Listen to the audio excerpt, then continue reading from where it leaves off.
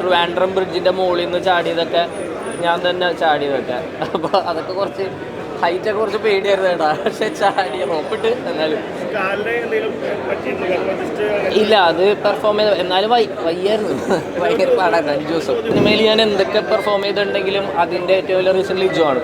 ലിജോ മോള് അതിപ്പോൾ ഞാൻ ഡയലോഗ് പറയുന്ന സീനാണെങ്കിൽ പോലും ലിജോ റിയാക്ട് ചെയ്യുന്നതിൻ്റെ കൗണ്ടറായിട്ടാണ് ഞാൻ ഡയലോഗ് പറഞ്ഞിട്ടുള്ളത്. അല്ലെങ്കിൽ ഞാൻ റിയാക്ട് ചെയ്യുമ്പോൾ ലിജോയുടെ ഇമോഷൻസിനോടാണ് റിയാക്ട് ചെയ്തിട്ടുള്ളത്. അപ്പോൾ ഇതിനകത്ത് തന്നെ ഷേപ്പ് ചെയ്യാൻ, ഈ ക്യാരക്ടർ ഷേപ്പ് ചെയ്യാൻ ഹെൽപ്പ് ചെയ്തിട്ടുള്ള ലിജോ മോളുടെ പെർഫോമൻസ് ആണ്. കാരണം നമുക്ക് റിഹേഴ്സൽ ഉണ്ടായിരുന്നില്ല, എല്ലാം ഫസ്റ്റ് ടേക്കാണ് റിഹേഴ്സൽ. അപ്പം ലിജോ എന്ത് ചെയ്യുന്നു എന്നുള്ള ഭയങ്കര സർപ്രൈസ് നമ്മളിങ്ങനെ നോക്കിയിരിക്കുമായിരുന്നു. അതാണ് ഞാൻ റിയാക്ട് ചെയ്യണം. അപ്പോൾ എനിക്കും ഞാൻ പ്ലാൻഡ് അല്ലായിരുന്നു, ഞാൻ എന്ത് ചെയ്യണമെന്ന് അറിയില്ലായിരുന്നു.